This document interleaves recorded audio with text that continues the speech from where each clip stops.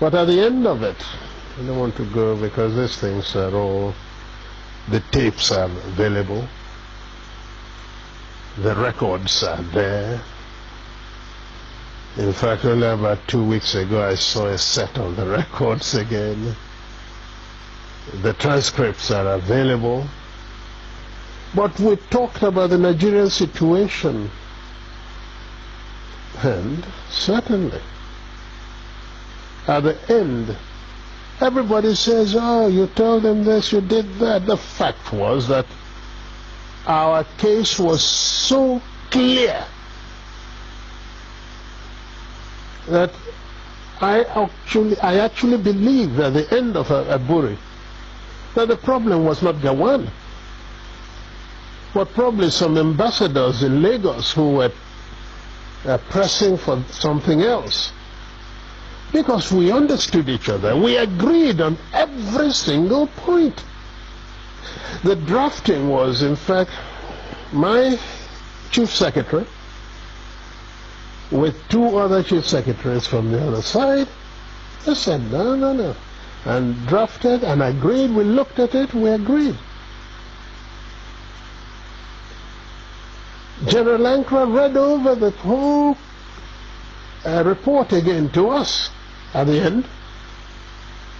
Asked us if we wanted to amend anything. No. At the end of all that, the position was so good that actually Ankara drove Jack, Gowon and myself to the airport. Jack was sitting on his left, I was sitting on his right. He was in the middle. And in the course of that journey, at a point, General Ankara shook his head and said, oh, thank you. Thank you.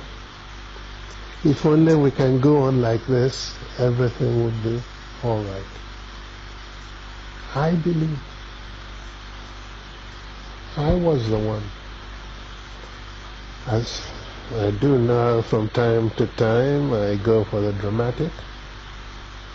Suddenly I picked up Gowon's hand, put it on Ankara's lap, brought my other hand, placed it on it, and I said, General Sir, hold us together, I want to say something. So General Ankara put his hand on top of the 2 hands, and I said, General, I want to assure you that I am totally satisfied with everything we said. I will even go further and say to you something I did not say at the conference, and that is that once we have implemented everything we have said, I would ask you for one favor and one favor only, and that would be to be the one to propose Jack Gowon as a head of state of Nigeria.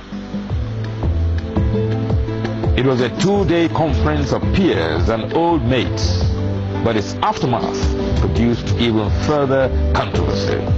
When we came back and Ojukwu did not go to make the statement he made first, virtually giving the impression that we've agreed for a confederation to move apart, etc., which was really not in exactly that.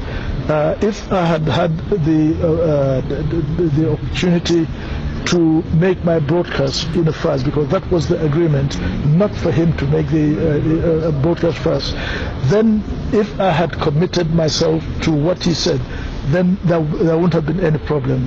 But he went and said certain things that certainly looked wrong, and therefore we saw in practically everything he did, I think it was for to play up to the gallery, not being sincere. At ABURI, yes, we agreed on area commands for the armed forces, At ABURI, we agreed that the police force would be decentralized. We agreed on those.